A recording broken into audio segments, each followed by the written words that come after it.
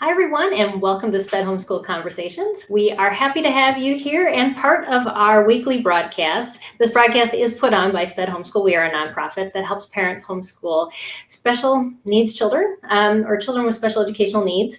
And each month we have a different topic. And we are kicking off the month of December, and we're talking about food, which everybody talks about in December, right? But we're going to have a little different angle on it. We're going to talk about some food issues like diets and picky eaters. And that is our topic tonight, actually, picky eaters and children with limited diets. And our special guest tonight is Claudia and Chris Diaz. Welcome, both of you. Thank you. Hello. It's nice to have you here. And they have written a children's book about their son. And I want them to describe that to you. And then we're going to dive into just some of the things that they've been through and what they've learned through the process of helping their son to expand his diet. So, so tell us a little bit about yourselves and how this book came about. Oh, that's a fun story. Well, the book is actually based on an actual event. We had a lot of challenges with our son. He was getting very picky, and his diet was extremely limited at that point. Mm-hmm. And we had always wanted to write a children's book.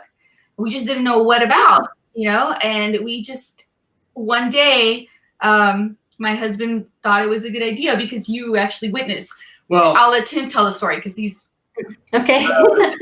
The book is called Alejandro and the Bacon Breakfast. If you can see over my left shoulder. Yes, the cover of the book. And at a certain point in our life, Alejandro started having a very reduced palate. And his eating options, unbeknownst to us, there were some exterior pressures and stressors that being a nonverbal child, yes. it was pretty much, he was exhibiting these stressors that he was having issues in school. Mm-hmm. He was exhibiting it by not eating. And so during this time, it was a big challenge for us as a family. Just the unknown, why is he not eating? And his palate ended up getting reduced to bacon, blueberries, and Cheerios. Wow. Every meal.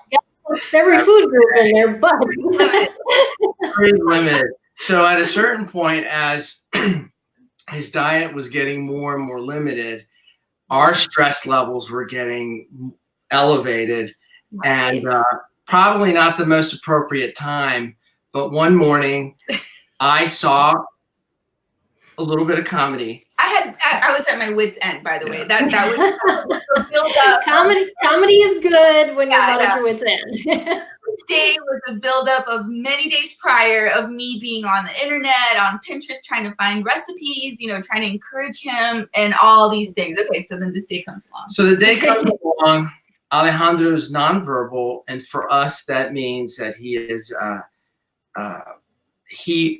at the time, he was only expressing his dear wants and needs. Mm-hmm. And so in the morning, he would wake up and he would say the word bacon. His first word. First word. Eyes open, bacon. And so I remember getting ready for work.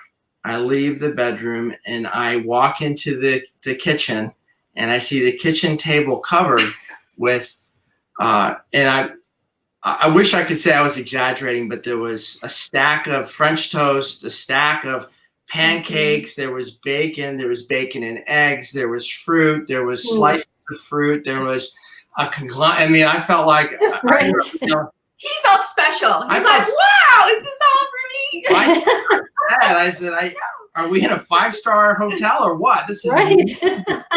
And I see Claudia losing my mind. Hair a little disheveled, and she was emotionally distraught. Alejandro only had a strip of bacon in his hand because that's all he ever would eat. Right. And I was in the doghouse, I don't know, a couple of days because I said, this is exactly what we should write about. This is amazing. Alejandro and the Bacon Breakfast. Right. Yeah. And so we took time to work on it. And the story's about a little boy named Alejandro, Mm-hmm. who happens to be on the spectrum. It's not about being on the spectrum. It's just he happens to be on the spectrum, and it goes through his activities of all he wanted to eat was bacon, and it shows the parents trying to work in other foods into his day. And it's a read and callback book where you and your child can read together. It rhymes. It's easy to read. Easy to read. It's short, which is great. Parents love short books. And it's got a lot of color. Because you read it many times. Right. And the background to the book of why that was an idea for us is when Alejandro was diagnosed with epilepsy. Claudia, she was going through chemotherapy. I don't mean to speak for you. That's okay. She was going through chemotherapy, and she noticed that he was having seizures, absent seizures. Mm-hmm. And the only true interaction we had as parents with him is when we would pick up a book. Right. When we didn't have a book and we didn't exist. So he was doing his own thing. He was in his own little world. But as soon as we picked a book up, he was engaged. And I don't know if it was the routine of it or the fact that he knew what was coming, because maybe it had been the third time we'd read it. I don't know. But I would read probably about 20 to 25 books a day. And that sounds excessive.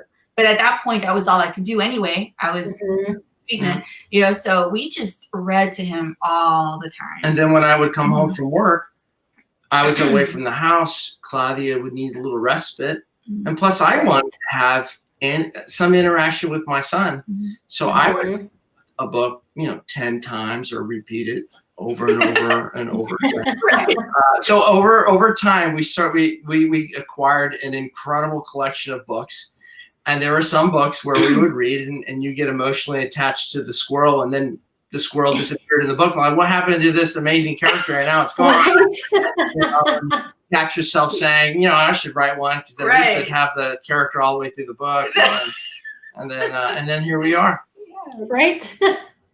Well, that's awesome. It to make something, it's like, making lemonade out of lemons, right? And you saw what was a way to connect with your son, and you saw that, yes, we can laugh at this, and especially now that you can see this, a little bit further on the road,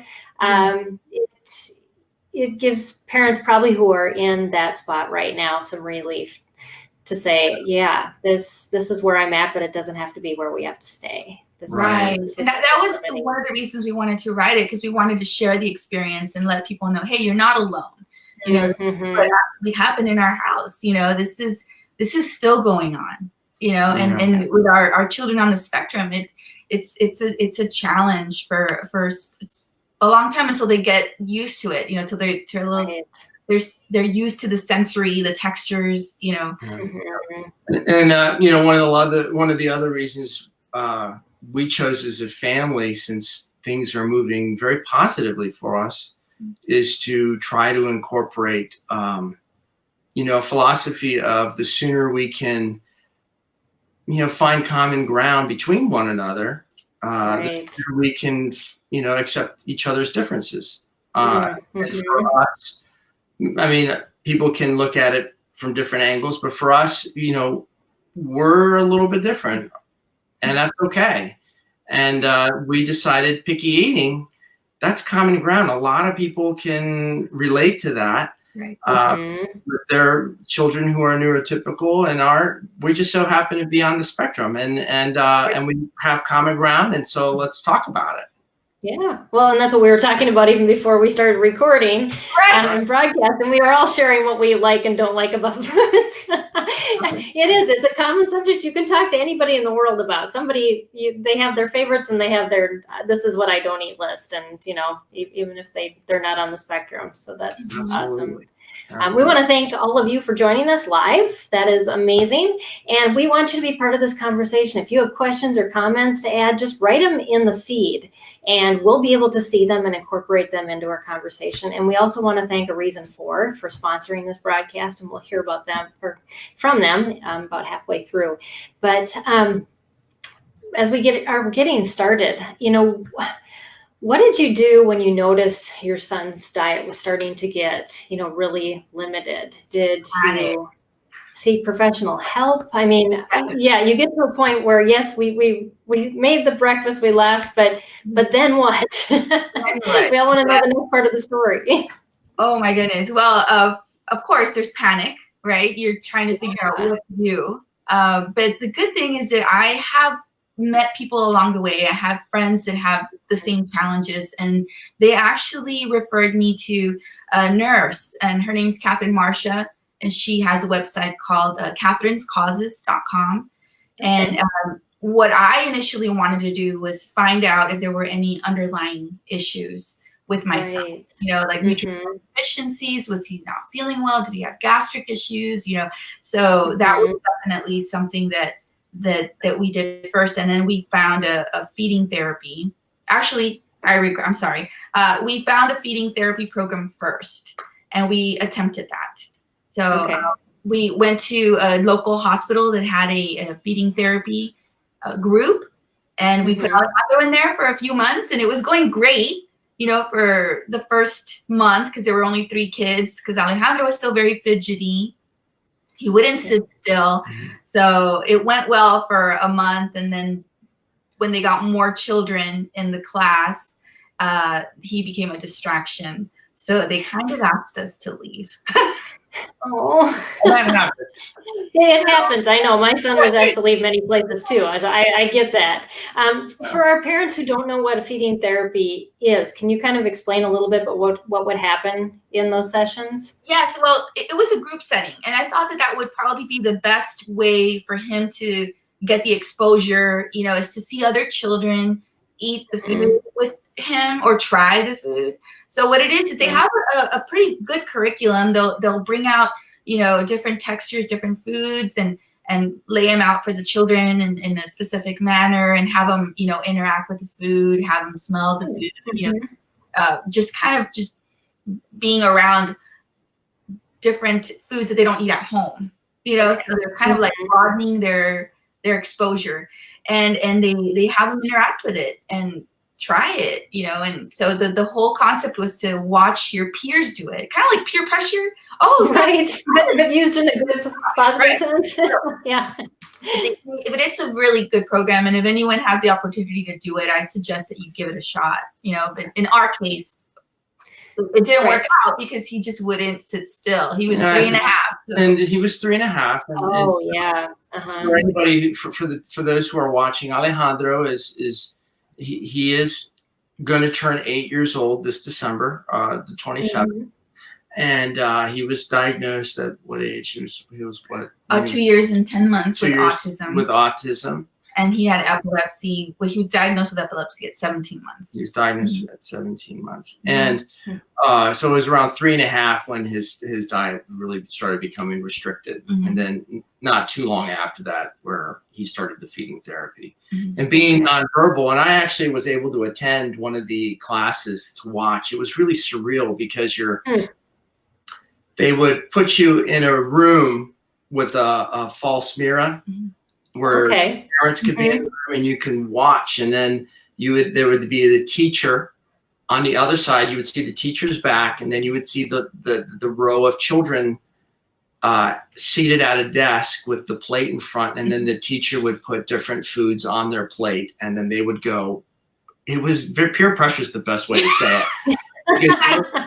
Peer pressure, right. And then they would go through, and then everyone would have a chance. And at the time, and Alejandro's age, he wouldn't sit down for very long, and he needed somebody because of his epilepsy was so severe prior to this. To give it context, he was having a seizure 1 every 8 minutes for about 2.5 months at one point. And so when the seizures, when we was removed up from medication, the seizures went away, and we had a beautiful baby boy with very little muscle tone, and he needed hand over hand type scenario to help guide him, and he didn't want to sit down, and it was a challenge. And understandable, it was a challenge in that type of class and that environment. Right. And so when I went, there were there about 6 children. It was already getting to the point where we were going to be asked to try a different program for him. And they recommended a one-on-one program, which at the time was understandable, but not to get too deep in the weeds, they wanted to strap him down to a chair. Yeah. And we were not allowed to be present. Right. And he had a situation in the public school system here where which is why we're homeschooling now, where he was emotionally and physically abused in school. And so we removed him from that. And that's where all of the points started coming together of why his diet started to become very restrictive. And so having a one-on-one scenario, being strapped to the chair and us not being able to be there. Right. The trauma wouldn't have helped with his feeding at all. No. It just made it worse. Yeah. No. But I did take a lot of things away from that program. We did do, I did learn a lot from that. Yes. We did realize they said that it was really important to address their nutritional deficiencies and to make sure that they didn't have any gastric issues, which is where I relied on Catherine's causes to help me with that. I also learned that there were 6 steps to eating. Really? Who knew that it took 6 steps to actually consume something? Right. I think maybe we didn't learn them more. My observation or something. I think there were 5 major takeaways from that class. Right. And that was those 2 of them. And the third one was exposure. That exposure is extremely important. And I felt that was kind of common sense, but in a way, you think, it is. If you don't expose them to the food, then you can't expect them to eat it. If you keep presenting the same things that they always eat, they're always going to eat the same things. So you kind of have to always expose them just to something new. Try to kind of keep it. Like, it's almost like having just a new recipe once a week at home, right? I also learned consistency was extremely important, and keeping it positive. They always said, make sure that he's in a good place, that he's not already stressed out. And make sure that you are just keeping him content through, or try as much as possible, like not to overstress him. I remember when Claudia was telling me about their takeaways, we would keep a journal and to just try to kind of keep notes on Alejandro's journey, just to see his progress. Sometimes it's so slow you don't even notice it. Right. I looked back on it the other day, and there was an entry I wrote in 2016, and he had maybe 5 or 4 things that he would consume. And now it's like, I had to do 2 pages. So it's crazy. So going back to the takeaways of that class that we have in our notes, and I remember when Claudia was telling me, she was explaining to me about the nutritional deficiencies and gastro issues. And I just was like, well, I don't understand what you're talking about. And then she started talking about a biomed nurse and do specific screenings. And then she ended up breaking it down, and she told me, she's like, well, if you have a stomach ache, how much do you really want to eat? And I said, you never thought about it like that. When your foods sound, unappealing, if you're feeling well. I found help, and we did all the, the blood work. We did all kinds of testing, and it turned out that he was, deficient, and we supplemented him, and I did see a big change with that. I really did, and we still to this day we supplement him with. What's his biggest deficiency? Zinc, vitamin D. He also had a lot of inflammation, so we used fish oil. Fish oil is a huge one. Yes. Probiotics is also, on the list that we continue to use to this day. Once we started supplementing, believe it or not, it was interesting to me to see how, where he was once not very focused, he started kind of relaxing a little bit, and because serotonin, your natural calming device built into your body, is in your gut. And yes, we saw the same thing. We did a very, very difficult diet, the candida diet with our oldest who's on the spectrum. And people just said to us, what happened to him? I mean, after a couple months, it was an amazing night to day change in him. Yeah, because it's gut to brain. There's a lot of articles on that. And if you're not aware of it, it's definitely something you want to look up and read about, because it's true. I can't say it's going to be easy. That was not easy at all. It is not. Life-changing. Yeah, Right. It took several months, especially when you're trying to, let's say, try the gluten-free diet, and he likes a specific kind of waffle, and you're like, try to like introduce the new one, and they're so brand specific and so rigid, and it kind of, it is hard, but it's, our philosophy is never give up. We're not going to give up. So we just that's a good philosophy to have, and it doesn't have to be perfect, and you're making progress. And I just love the journaling idea, because too often we get this picture in our mind of this is what it's going to look like, and if it doesn't look like this, then I'm failing. And really, are you?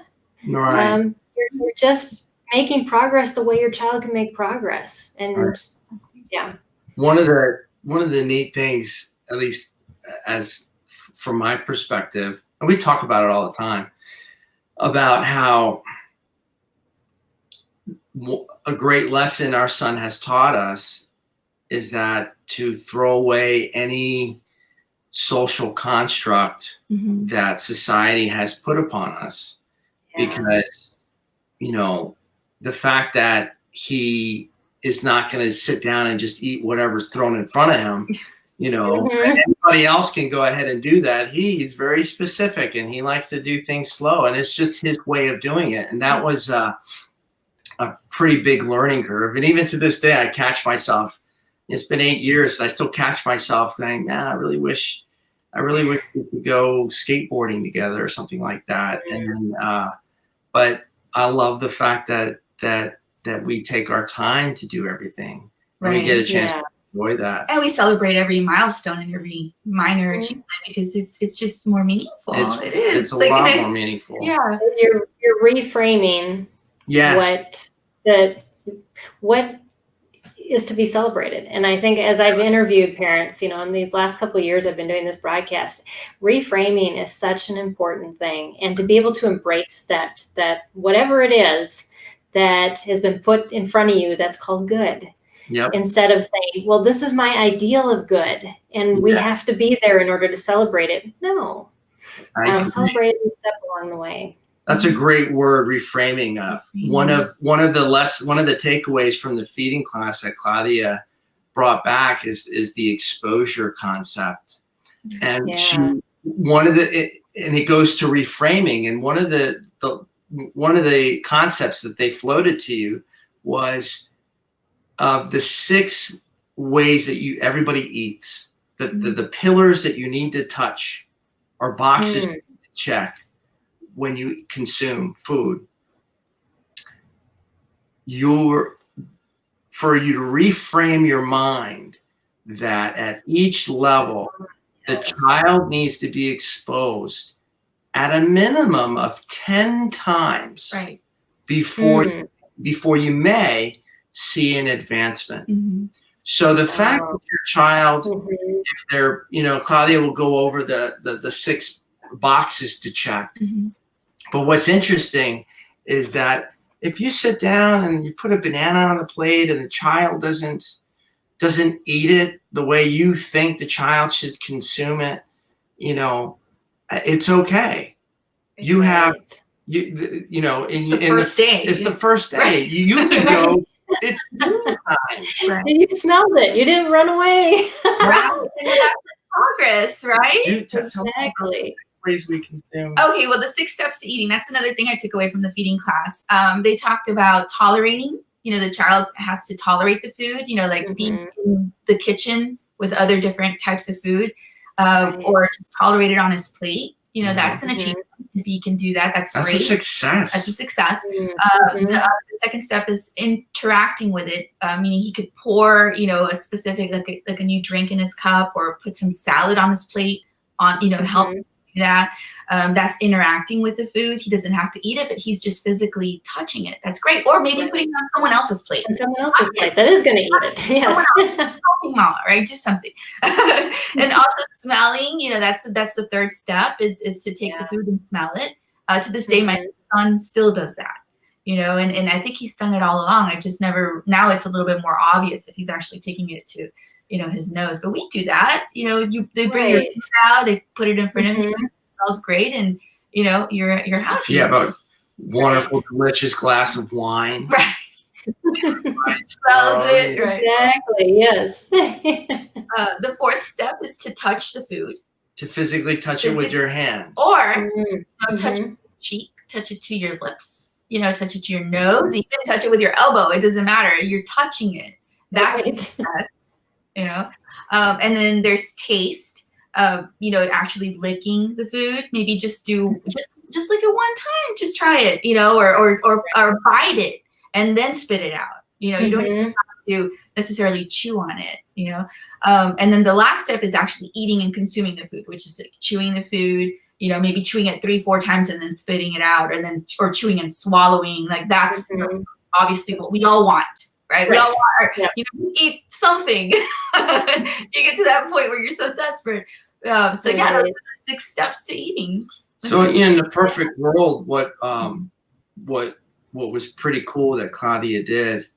Can I say it? Yeah, go ahead. So Alejandro would sit in a perfect world. Alejandro would sit down, and if Claudia was presenting, let's say the banana. That's scenario. What we're working on right now, a banana. So Alejandro would sit down, and he would have his bacon. Man, he has bacon to this day everywhere. So he would sit down and have his bacon and his comfort food, and then on the plate, she would put the banana, a slice or two of banana on his plate, and the fact that it's on his plate with his comfort food, therein lies tolerating it. And then if he didn't want it on his plate, Claudia would set up a little bowl next to it, and that's the trash bowl. So he would have to pick up the banana and manipulate it and touch it and put it into the bowl for it to go to the trash. Actually, that was me. I think I was the trash can. I'd eat all.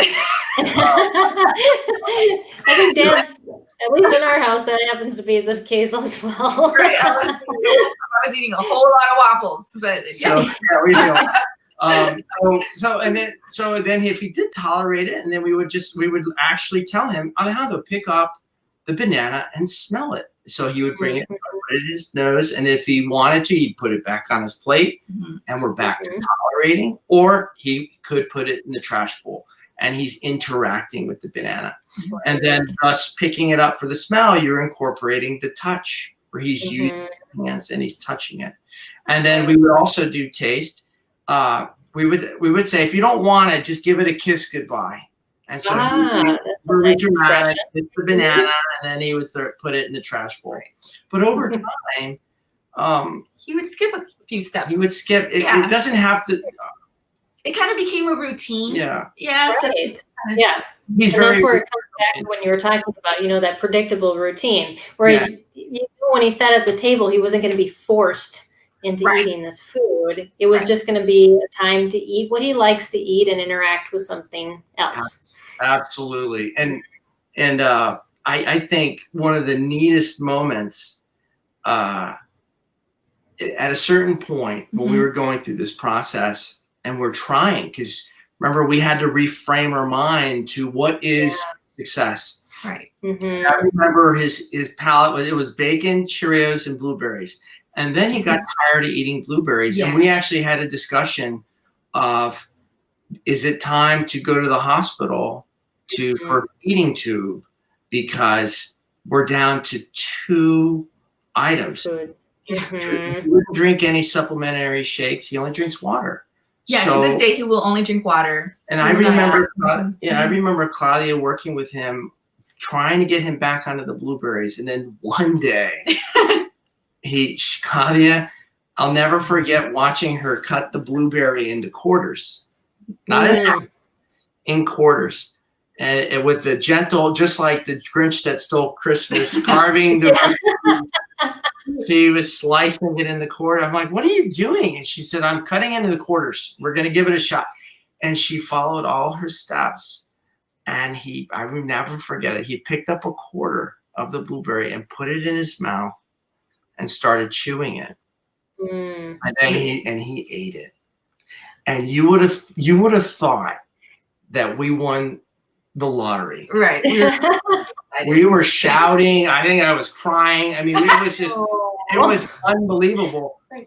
Because he had to listen to me every night saying, "Oh my God, all I need today was bacon and Cheerios." Like just 3 times. Right, I know. Your life is so focused around that because you're so worried about their health and all these things that are going on. And it's an incredible celebration.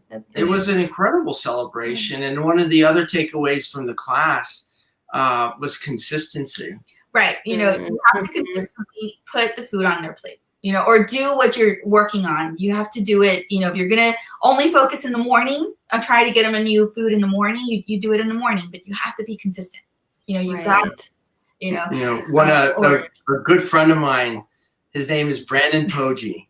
And when we were pregnant with Alejandro and we were serving together in Puerto Rico, and I'll never forget it. I asked him, I said, any advice about being a new parent? And he said, he says, parenting, he got very serious. He goes, like gravity.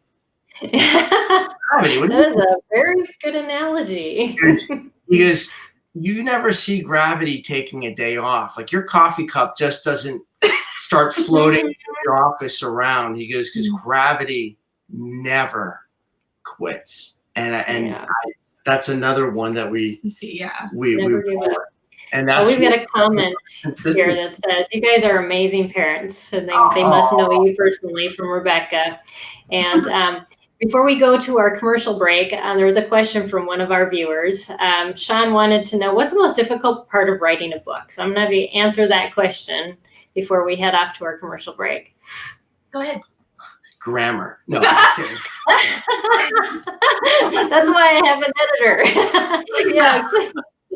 Have to agree. Definitely, writing it is not, well, I wouldn't say it's hard, but I think self-doubt. Yeah. I think hubris is a very powerful thing, and a lot of times you could write something and you mean, I wrote it and it's fantastic. It is awesome. But then, it may not be, and it takes time, and it's working over and over and over again.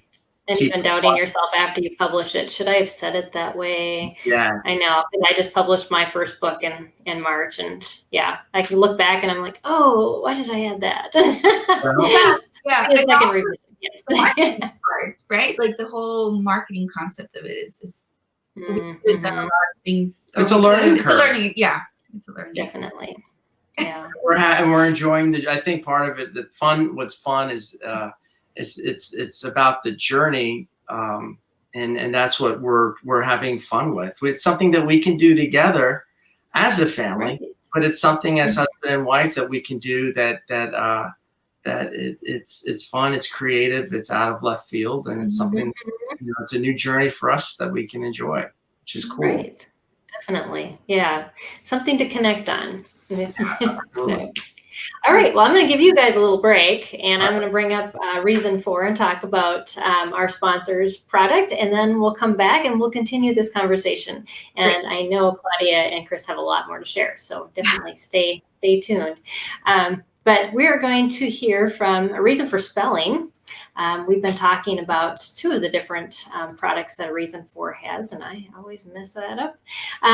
But Reason for Spelling is built around the latest research on how kids learn to spell. This isn't the dull rote memorization of years past. Parents tell us their kids actually enjoy spelling. You believe that? I do, because I know people who use this program. And it's like play instead of school. While it's true that the lessons are fun and stimulating, don't be fooled. There is serious science behind it. A simple placement test on their website will assure you where your child needs to start, and each lesson includes multi-sensory activities for auditory, visual, and tactile learners. You'll also find special teaching insights, discussion prompts, and much more in the teacher's guide. For sample lessons and placement tests and additional info, visit them at areason4.com. And we just want to thank you, A Reason for sponsoring the broadcast, all of our broadcasts, actually November and December. We are excited that they are one of our partner organizations and they support our continuing outreach. And so definitely check out their website at areason4.com. So we're going to bring Claudia and Chris back and continue this conversation we have about eating issues and picky eaters and just what they have to share from their journey. And so this was a great first hour discussion. I'm looking forward to the second half an hour. Awesome. Yeah. So as we dive back in, I know you guys have been talking a lot about different takeaways that you had from just how you've incorporated it. Can you tell us also a little bit of just did your son really warm up to all of this right away? Or, I mean, what was his side of, the progress and was he a little apprehensive? Did it take some time? It did. Yes. So I call it the at-home takeaways, right? So I took what I learned from the feeding therapy and I said, you know what? I can do this. I have to be able to do this. I'm his mom. I know him best. I should be good for you. There's so many people that doubt themselves. And I think that's probably a hurdle that many parents just have to get over is I can attempt this at home. Yeah, you are their best advocate. You know them best. You know what works. And so I say you go for it. Don't give up, parents. But I was always I'm not going to say I had a perfect experience. It was definitely scary at times. You're worried, you're stressed. There were days where maybe, I just thought like I can't, but you can. You can. You just got to push through that, obstacle. I call it 7 takeaways that I took away from actually working with my son. What worked for Alejandro? So I realized that celebrating the smallest progress made him happy. Whatever it is that your child likes, whether it's a high five, whether it's like a token or an iPad use, or a move, anything, that's definitely what I realized. The other, I'm going to just go over all of them and then I'll go back and touch on it. I was going to say too, your reward was seeing him eat, but his reward wasn't that I had tried a new food. You hit the nail on the head. Look at it from that perspective as well. Yeah. So I'm just going to go over the 7, just name them, and then I'll go back and go into detail. Great. The second one was paying attention to his sensory needs. Alejandro has like a sensory integration disorder. He has sensory processing. He doesn't process. Exactly. Yeah. The quality of the food was also something that I noticed was important. Distraction. Some people say it's not good. In our case, it was. Encouragement works a lot. Also engaging them in the activity, in picking your foods helps. And for us, something that we did on the side, because we worked on the program at home, but what we did on the side was restaurant outings were actually kind of fun and kind of give us a break, and then that could expose into something else. So that was You didn't have to buy a whole lot of it to have it in your house. You just had whatever was on the plate. Exactly. So this, to go back to the 7 things, is celebrating the smallest progress. Like I said, even if it is them touching the food, you reward them. You have to put yourself in that mind frame where it's okay that they didn't actually consume it. Hey, they moved it. They engaged with it. They saw it. And they, maybe if you keep doing it, working on it, they will eventually, touch it to their lips, and that's another reward. So just kind of realizing that every progress is to be celebrated and to be acknowledged. And if I may add, I think a lot in society, people talk about coddling their children, and there was a term, helicopter parenting, or now they call it lawnmower parenting. You're so low on top of them, like you're cutting the grass. I think I can understand why people would say that, but in this scenario, right, it's different. Mm-hmm. Social construct is different, and the fact that it's on the plate and touching their comfort food and they're allowing that to happen, that is a success to be celebrated. Right. The concept of, I've heard people say, they're going to eat when they're hungry because you're not a chef working in a room. Yes. And you know what? They won't eat. Mm-hmm. They just won't. So we have to work on a starvation diet. Mm-hmm. And then they have sensory issues. They have sensory issues. And I was trying to explain it to my husband once, like, well, what is a sensory processing issue? What is that? I'm like, well, what bothers you the most? What about like nails on a chalkboard? Does that bother you? Yes, that just gives me the creeps. I can't listen to that. Well, that's kind of what they're experiencing.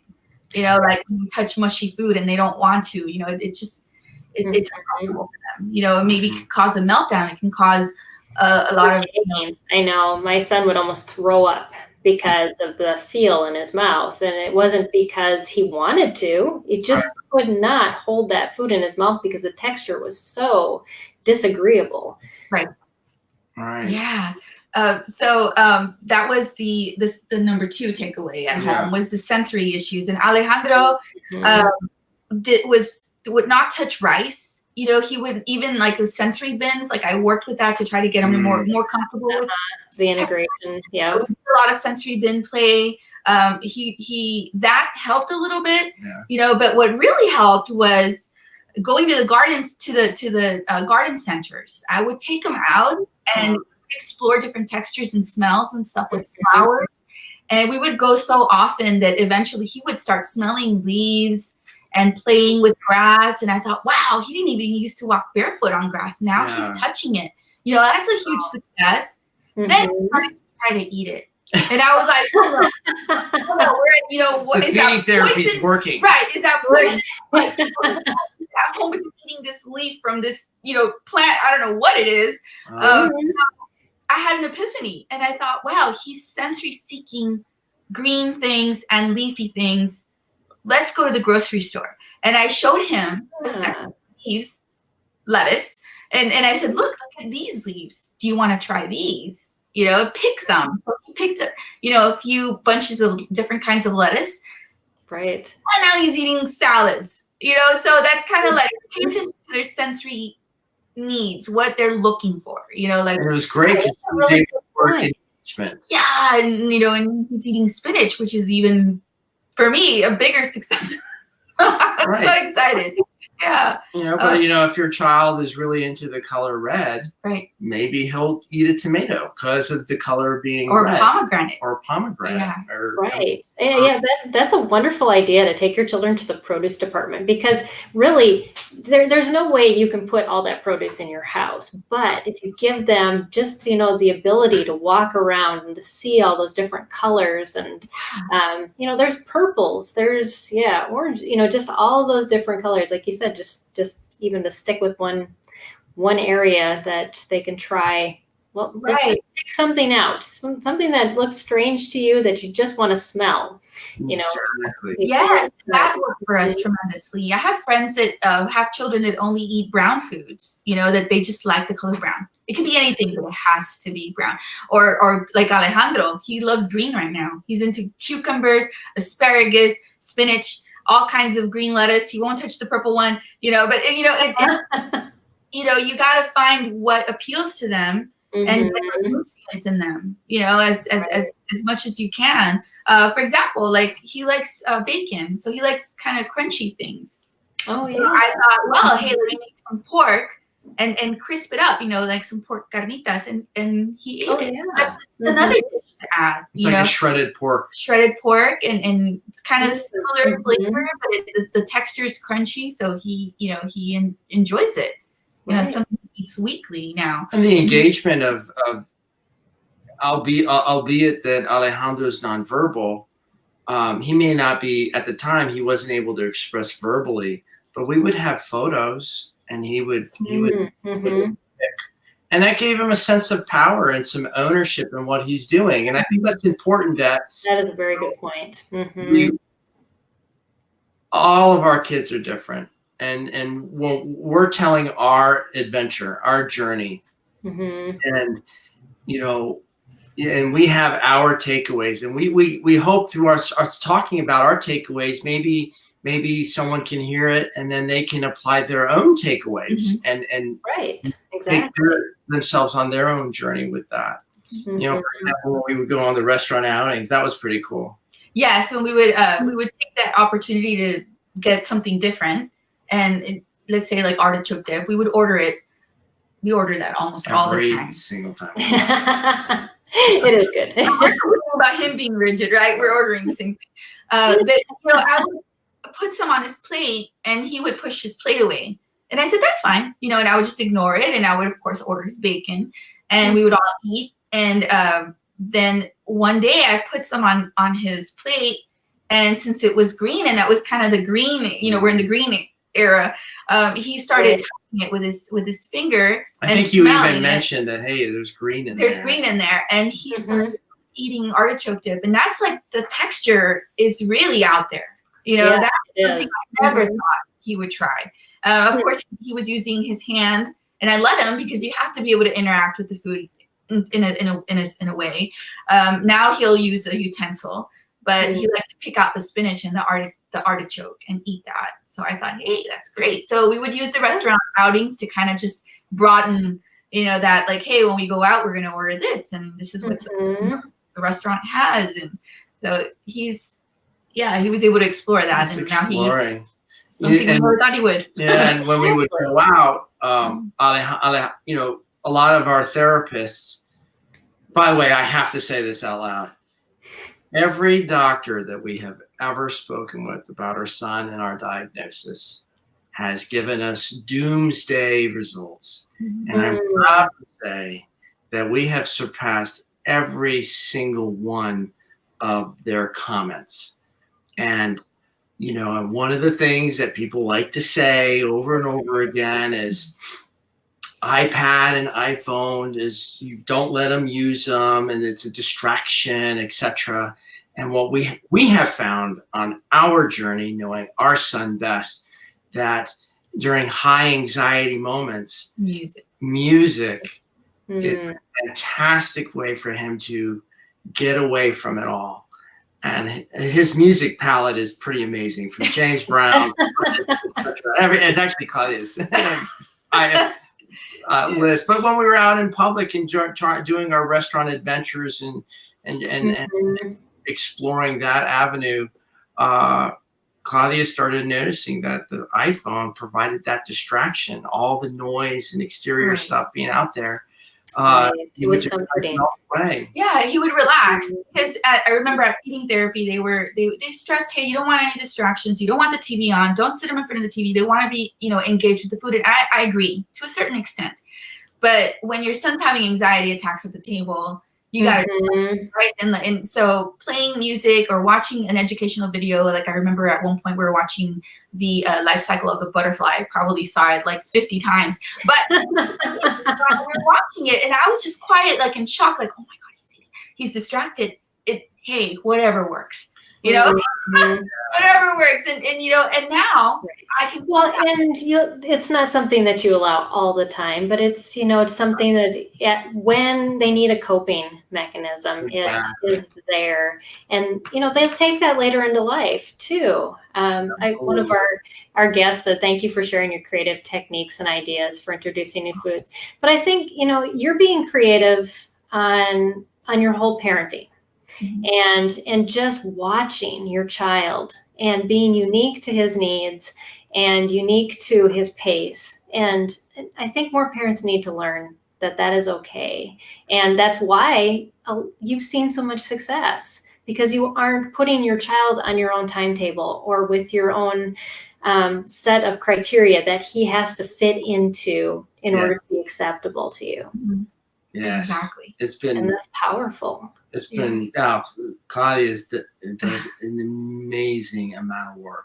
I think it's definitely a team, you know, and not just us, but, you know, a team with this therapist. You know, you got to talk, you got to incorporate what they're teaching him at therapy at home. You know, it just doesn't stop. you know, and so yeah, I always tell people, just don't give up, you know, don't give up. It may not work this way, but you're going to find a different route, you know, or they're going to teach you. Honestly, my son has been my best teacher, you know, he has really taught me to think outside the box, you know, to be more in tune with him, you know, and I think that's what's gotten us through this, you know, paying attention to him and what he's asking for, even when he was nonverbal, because he was completely nonverbal till he was 3.5, and then very limited, you know. So I feel like moms have and dads, they have a good gut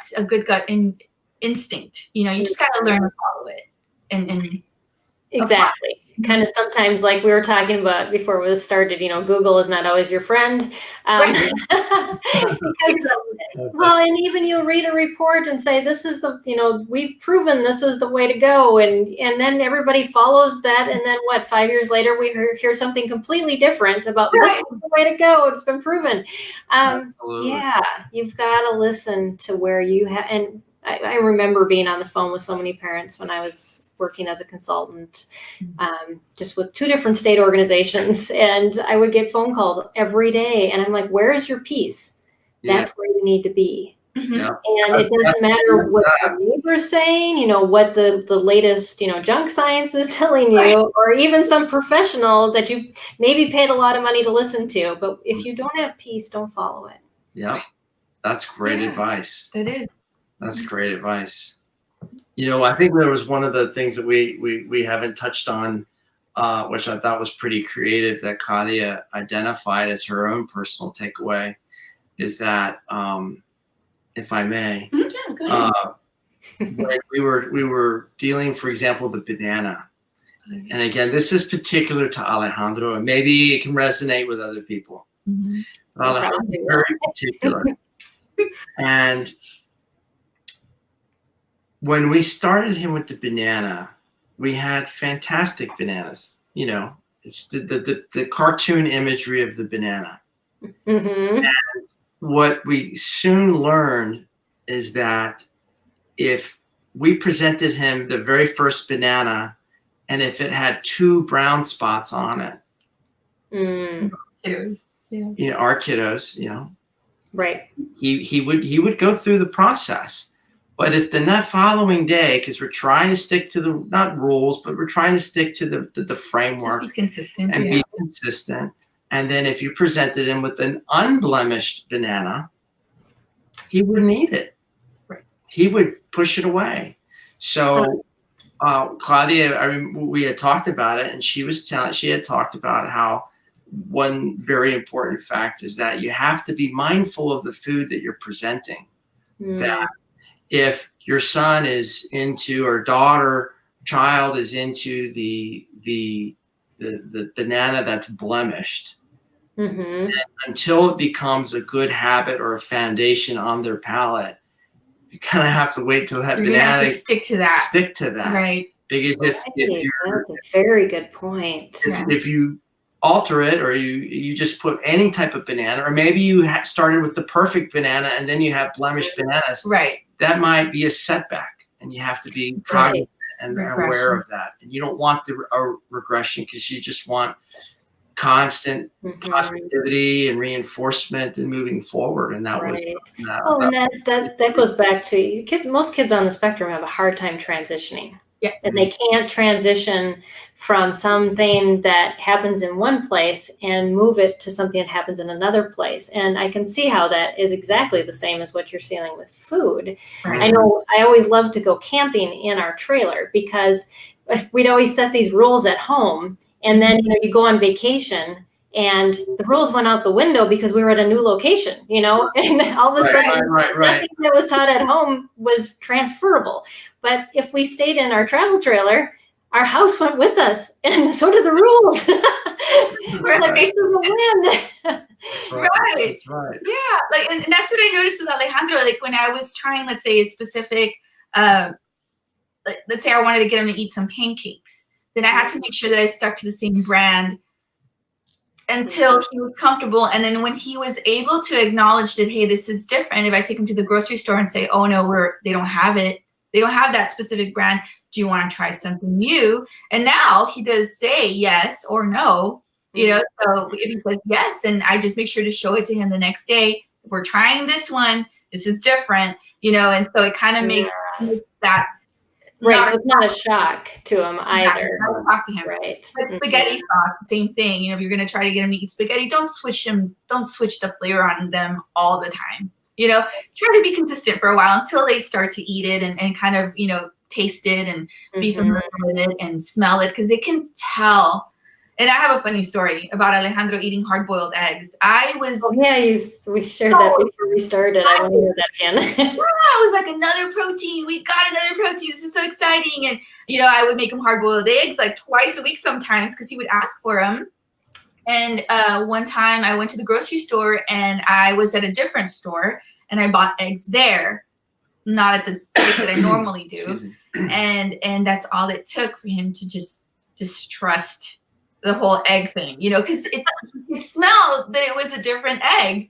I don't know why. I mean, they feed their chickens differently. I used to have chickens, so yeah, and it does. It affects the eggs. So it does. So that was it. You know, I haven't been able to get him back on that. I'll work on that after the banana. But we're baby steps, and you know, we've come a really long way just incorporating what we've learned at feeding therapy, and then as well as what I've learned from him, like what he's taught me. And I hope that this helps, you know, someone out there, you know, to kind of just. Definitely, sure, it has. Yeah. I also want to believe this hour has gone by so quickly. I know. We talked for hours on end. I want to say is that, you know, we've been working at this for years now. And we've been utilizing this kind of process or philosophy, and we still have challenges. We still have setbacks because, you know, Alejandro has a particular way of operating, and that's okay. And we want to let other people know that there is no magic pill, there is no magic solution, but there is a framework to work within. And I'm really thankful for Claudia to having gone through the process and really figuring it out for us, and we hope that other people can share and explore that.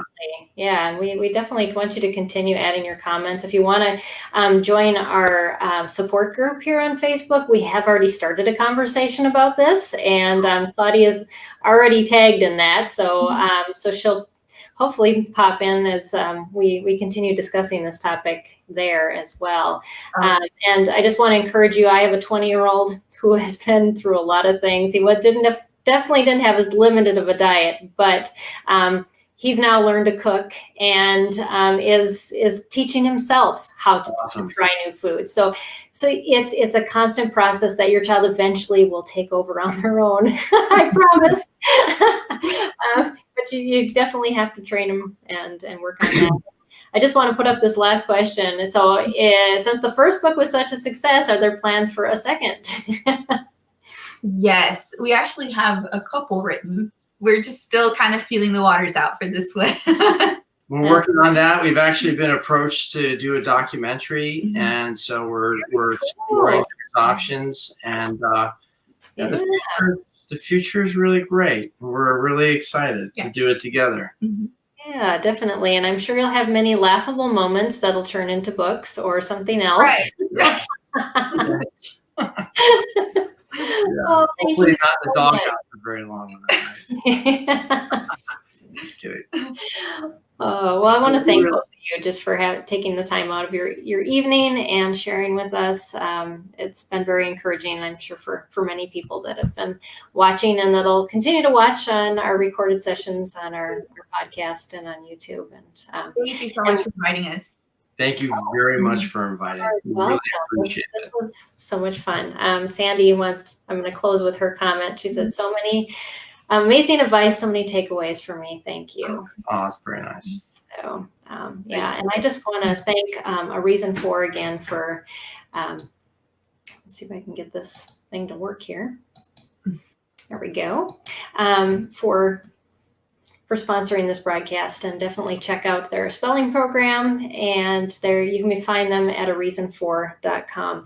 And we're going to continue this food theme actually all through December and actually into January now. I scheduled one that it's not, well, it's food related, but it's also about organization, which we're going to cover in January. Oh, fun. Yeah.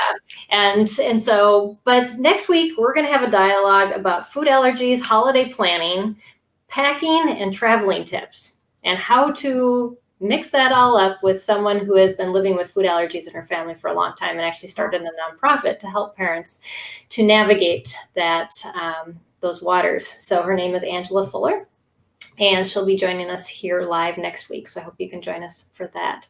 But like I said, keep up the conversation in our Facebook support group, and we'll see you there. Otherwise, we'll see you here tomorrow night. And it is Giving Tuesday, and we would appreciate your support for our nonprofit. We do run completely on donations, and we are looking at going to a different broadcasting platform to actually broadcast to LinkedIn, Facebook, and YouTube all at the same time, starting in January.